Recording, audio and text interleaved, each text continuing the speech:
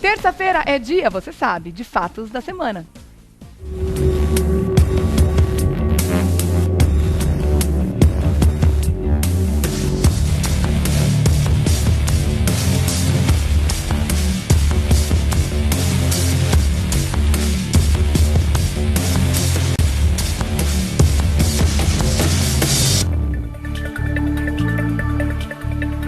A comissão do impeachment recebeu nesta segunda o resultado da perícia dos documentos do processo. Os técnicos chegaram à conclusão de que as chamadas pedaladas fiscais não tiveram a participação da presidente afastada Dilma Rousseff, mas foram ilegais.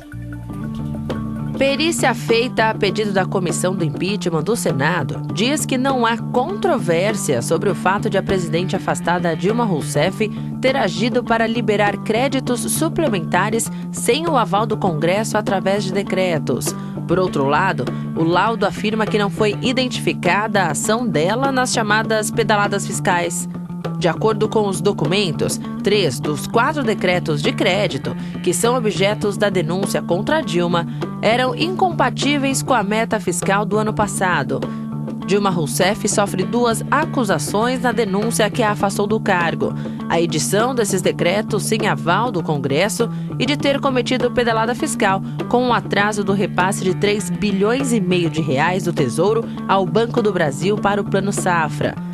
Peritos avaliam que a operação configura crédito e aponta, inclusive, as correções feitas nos pagamentos. O que deve acontecer agora, após esse relatório da perícia? É isso que vamos entender no Revista da Cidade. Para falar sobre esse assunto, nosso convidado das terças-feiras, Dr. Eduardo Leite, bem-vindo. Como é que você tá? Bom dia. Tudo bem? Tô ótimo. Então tá bom. Você sabe que nós estamos sempre ótimos, né? Sempre. Ah, é óbvio. Sempre tentando entender tudo. Importante, né? Agora vamos falar sobre esse assunto, doutor, que é uma continuação de tudo que a gente já falou aqui, já abordamos esse assunto das pedaladas fiscais, do processo de impeachment. Então esse é mais um capítulo dentro desse processo, né?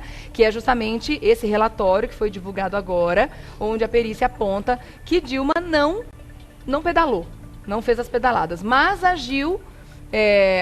Também está configurado como crime de responsabilidade em outra situação. Quer dizer, esse relatório não consegue inocentar a presidenta de algum tipo de crime com relação ao processo de impeachment.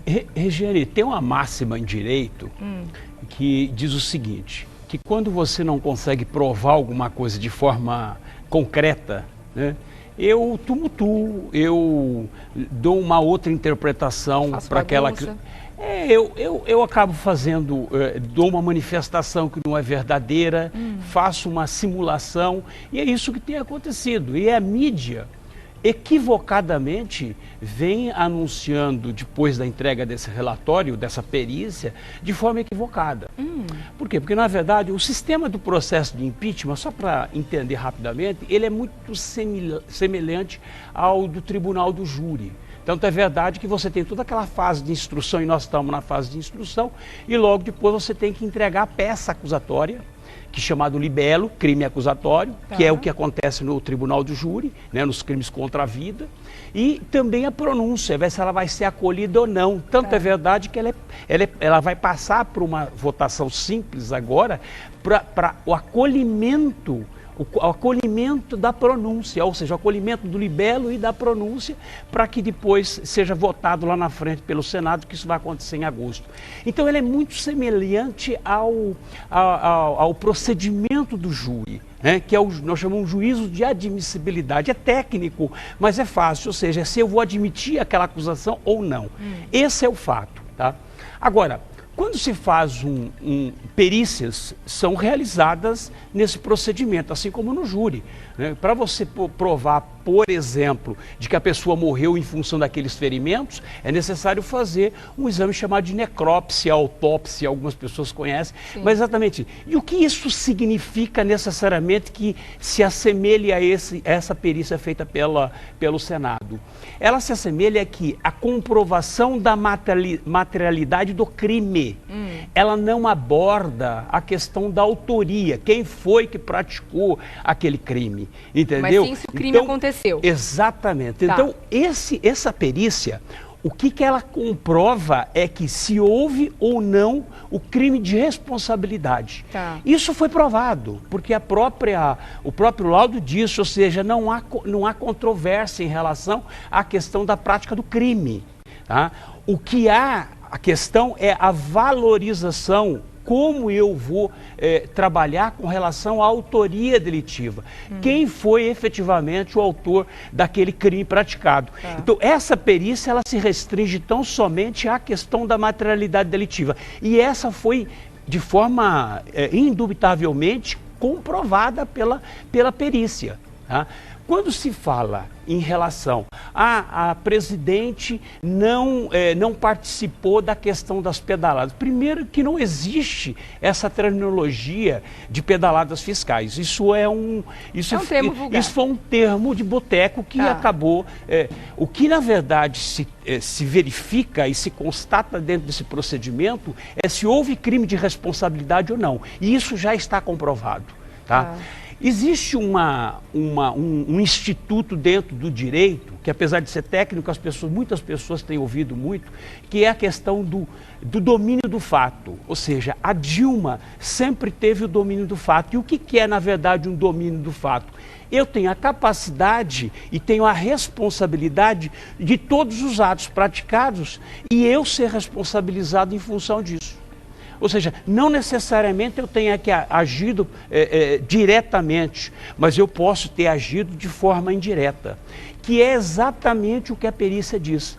A perícia diz o seguinte, com relação à questão dos créditos suplementares, que havia necessidade da aprovação do Congresso Nacional, esse está comprovado e a presidente agiu diretamente. Por quê? Porque isso é um ato privativo dela. É ela que tem que pedir para o Congresso a autorização dos créditos suplementares. Ela tinha que ter pedido autorização. Tinha. A questão da pedalada... Isso configura crime de responsabilidade. Isso configura crime de... Ou seja, ela tem que pedir autorização, porque ela, na verdade, ela não cumpre o que está estabelecido nas metas fiscais. O que você pode gastar. Então isso, como é um ato personalíssimo dela, que ela tem que assinar para poder mandar para o Congresso, ela é responsabilizada. Ou seja, foi o que a perícia do Senado fez. Com relação à questão das supostas pedaladas fiscais, que é justamente o quê? O repasse do dinheiro do Tesouro Nacional para os bancos públicos, Banco do Brasil, Caixa Econômica, BNDES. Ou seja, o Tesouro não repassou. Como ela não tem uma gerência direta nesta questão dos repasses dos recursos, e ela depende dos seus auxiliares, dos ministros, dos seus auxiliares, então, obviamente, o que acontece? Ela, na verdade, não é responsabilizada diretamente. Entretanto, há a questão do domínio do fato. Por quê? Porque ela é a chefe do poder, é ela que é a chefe. Então, essa é a questão. É mais ou menos parecido no crime de...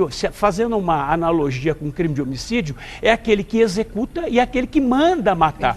Aquele que manda matar não é responsável. Lógico que foi ele que mandou matar. Então, para poder fazer uma lógica em relação a isso, é exatamente essa que nós chamamos de domínio do fato. Ou seja, o mandante... ele tem não tem menos domínio, culpa de que... Lógico, você não pode excluir a pessoa porque ele não esteve na cena do crime, entendeu? Agora, então essa é a diferença. Entender a continuidade do processo, agora que esse relatório está pronto, a presidenta afastada tem um período para fazer uma defesa em cima disso. Então, essa fase aqui é a fase de instrução. Encerrada essa fase, com a perícia, até sexta-feira, todos vão ter que esclarecer qualquer dúvida que ocorra dentro dessa perícia, e depois nós temos uma questão chamada a peça acusatória, que é o libelo que eu disse. Né? Ela é submetida ao Senado por votação simples, é admitida aquela acusação, e aí sim abre prazos, e aí são horas, ou seja, rapidamente se abre prazo para a acusação e para a defesa para se manifestarem, e eu acredito, segundo as previsões, que talvez até por voto dia 22 de agosto, o processo de impeachment esteja sendo levado para os julgadores, né? que é o conselho de julgamento da questão do processo de impeachment, muito parecido com o Tribunal do Júri. Que é o Senado? São 7 que é o Senado, Tá. que são os senadores, que é um colegiado, que aí sim vai precisar de 54 votos para poder fazer um afastamento. São 2 terços. 2 terços aí o afastamento definitivo da presidente. Tá. Mas há um equívoco em relação a essa interpretação. Isso deve acontecer até dando. Quando, doutor? 22 de agosto. 22 de agosto. Tá? 22 de agosto. Agora, realmente, se eventualmente reverter essa situação da forma que foi manifestado ontem, eu acho que é uma brincadeira com o Brasil. Ou seja, é o fundo do poço. Né? Essas pesquisas que estão saindo, agora não é hora, agora é hora, na verdade, de todo mundo somar e tentar consertar isso que está aí. Né? Eu acho. Então tudo que foi feito até agora será em vão, voltar à estaca zero em relação à questão do impeachment é um retrocesso. Nós voltamos agora, esses dias, voltamos para os anos 90. Se eventualmente a Dilma voltar, com toda a tranquilidade eu estou dizendo, tá? Nós vamos voltar para a década de 80. Isso com toda certeza. Né? Então, essa é a situação.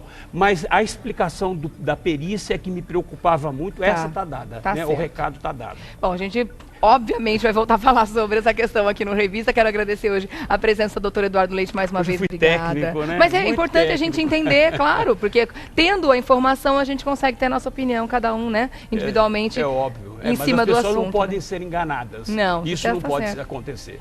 Quer continuar fazendo contato com o doutor Eduardo? Lá no Facebook, facebook.com/Eduardo César Leite. Querido, beijo, obrigada, ótima viu? semana. Beijo.